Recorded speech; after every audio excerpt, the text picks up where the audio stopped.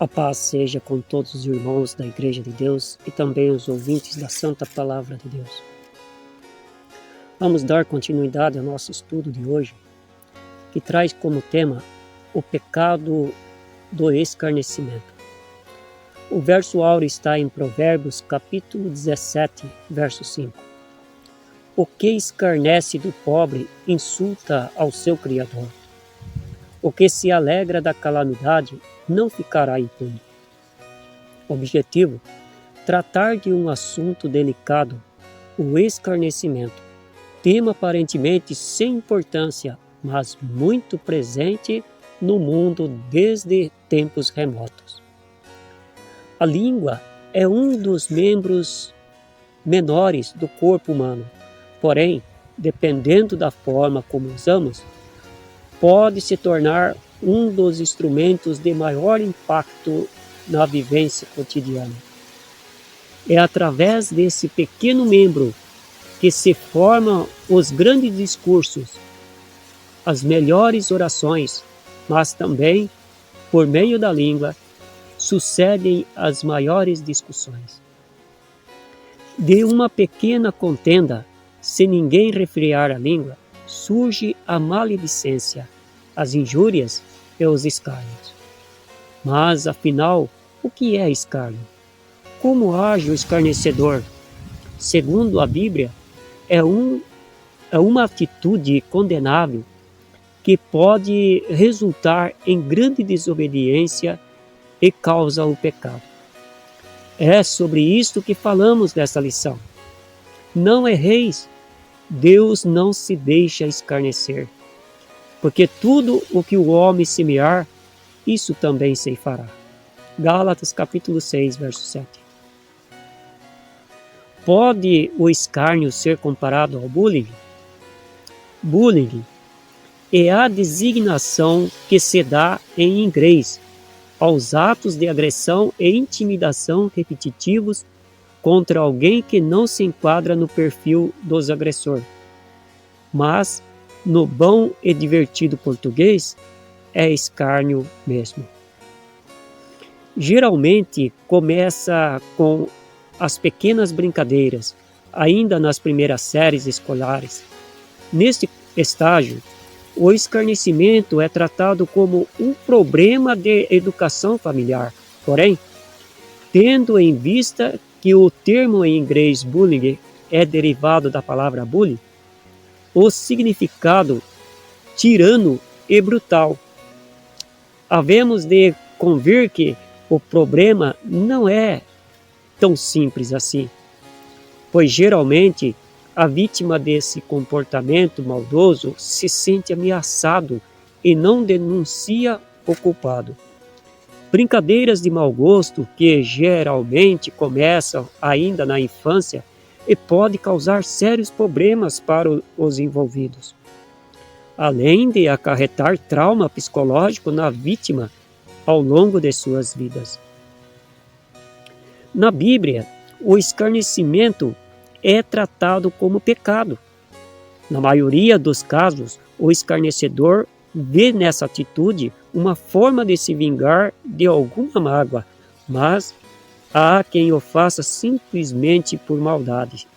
Marcos capítulo 7, versos 22 e 23 diz assim: a cobiça, a maldade, o engano, a lascívia, o olho invejoso, a blasfêmia, a soberba e a insensatez. Todas estas maldades provêm de dentro e contaminam o homem. Jesus foi a maior vítima desse tipo de agressão. Vejamos algum exemplo. Em Lucas capítulo 23, verso 11, diz assim: Jesus perante Herodes. Herodes com os seus soldados desprezou-o, escarnecendo dele, vestiu-o de uma roupa resplandecente e tornou a enviá-lo a Pilatos. Mateus capítulo 27, verso 29, perante os soldados no processo de julgamento. E tecendo uma coroa de espinho, puseram-lhe na cabeça, e em sua mão direita uma cana, e ajoelhando-se diante dele, o escarneciam, dizendo: Salve, Rei dos Judeus. Em Lucas capítulo 23, verso 36, antes da morte, pendurado no madeiro. E também os soldados escarneciam, chegando-se a ele e apresentando-lhe vinagre. Em Mateus capítulo 27, verso 43, pelos maiorais e sacerdotes do povo. Confiou em Deus, livre-o agora, se o ama, porque disse: sou filho de Deus. Pode o escarnecimento ser considerado uma brincadeira? Mais do que uma simples sacanagem, o escarnecimento é um ato de maldade.